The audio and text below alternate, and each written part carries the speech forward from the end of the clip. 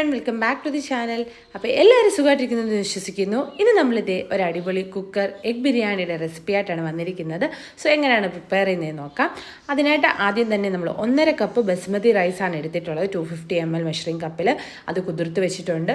പിന്നെ മുട്ട നമ്മൾ പുഴുങ്ങി എടുത്തിട്ടുണ്ട്.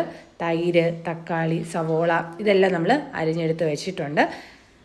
ആദ്യം തന്നെ നമ്മൾ ആ പുഴുങ്ങിയ മുട്ടയൊന്ന് ചെറുതായിട്ട് ലൈറ്റായിട്ട് ഫ്രൈ ചെയ്തെടുക്കണം. സോ അതിനായിട്ട് ആദ്യം തന്നെ ഒരു പാൻ വെച്ചിട്ട് അതിലേക്ക് നമ്മൾ 1 ടീസ്പൂണ് എണ്ണയാണ് ചേർത്ത് കൊടുക്കുന്നത്. ശേഷം അതിലേക്ക് മുളക് പൊടിയും ഉപ്പും മഞ്ഞൾപ്പൊടിയും ചേർത്ത് കൊടുത്ത് ഇനി ആ ഒരു മുട്ട പുഴുങ്ങി വെച്ചിട്ടുള്ളത് അതിലേക്ക് ആഡ് ചെയ്ത് കൊടുക്കണം. എന്നിട്ട് നമ്മൾ ചെറിയ ഒരു ലോ ഫ്ലെയിമിൽ വെച്ചിട്ട് ലൈറ്റായിട്ട് റോസ്റ്റ് ചെയ്തെടുക്കുകയാണ് ചെയ്യുന്നത്.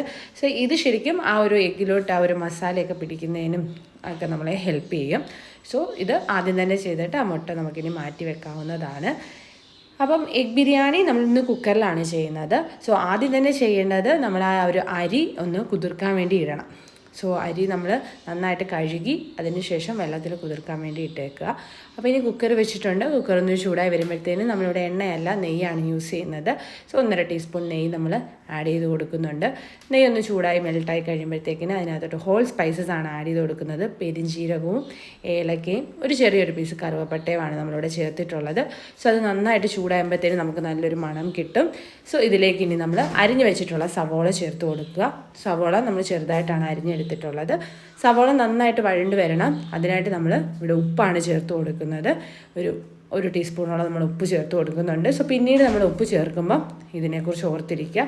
ശേഷം നമ്മൾ ഇഞ്ചി, വെളുത്തുള്ളി, പച്ചമുളക് ഇത് ചതച്ചിട്ടുള്ളത് 2 ടീസ്പൂണാണ് ചേർത്ത് കൊടുക്കുന്നത്.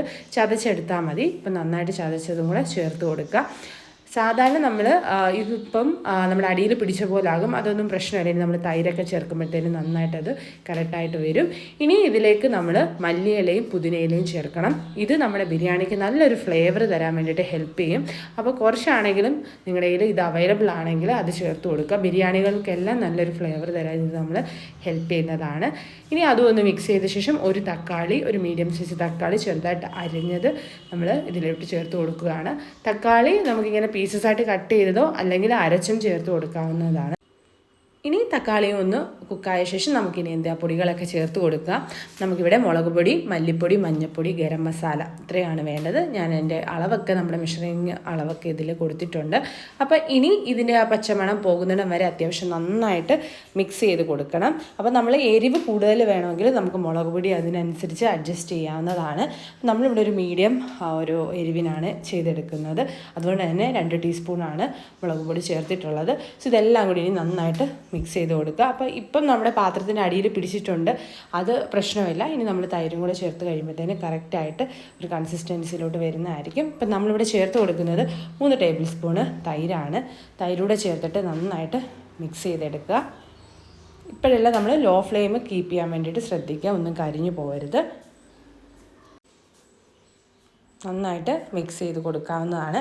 ഇനി നമുക്ക് എന്ത് ചെയ്യാം, നമ്മുടെ ആ ഒരു കുക്കറിൻ്റെ ലിഡ് വെച്ചിട്ട് ആ ഒരു വെയിറ്റ് എടുത്ത് മാറ്റിയിട്ട് ഒരു 2 to 3 മിനിറ്റ്സ് മീഡിയം ഫ്ലെയിം വെച്ചിട്ടൊന്ന് കുക്ക് ചെയ്തെടുക്കുക.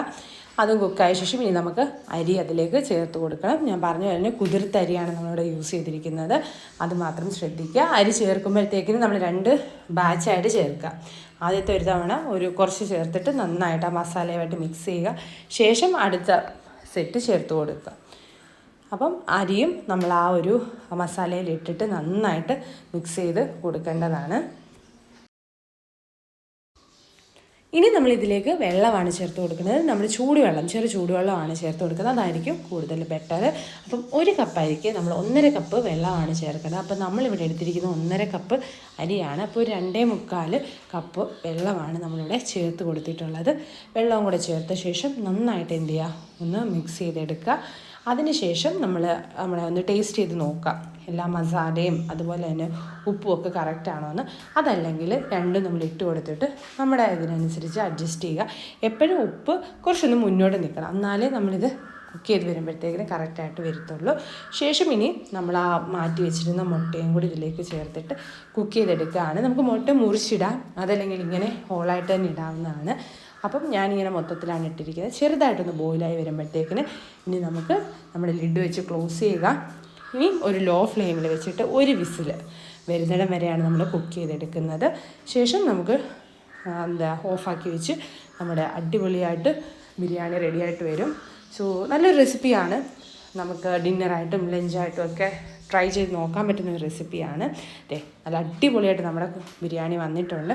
സോ ഇനി അങ്ങനെ നമുക്ക് സെർവ് ചെയ്ത് സാലഡ്സോ പിക്കിളിൻ്റെയൊക്കെ കൂട്ടത്തിൽ സൈഡ് ഡിഷ് ചെയ്യാവുന്നതാണ്. സോ ഇത്രയേ ഉള്ളൂ ഇന്നത്തെ വീഡിയോ. നിങ്ങൾ ട്രൈ ചെയ്ത് നോക്കുക. ട്രൈ ചെയ്ത് നോക്കിയിട്ട് തീർച്ചയായും വീഡിയോ ഇഷ്ടപ്പെട്ട് കഴിഞ്ഞാൽ ലൈക്ക് ചെയ്യാനും ഷെയർ ചെയ്യാനും സബ്സ്ക്രൈബ് ചെയ്യാനൊന്നും മറക്കില്ലെന്ന് വിശ്വസിക്കുന്നു. Thank you guys. Bye bye.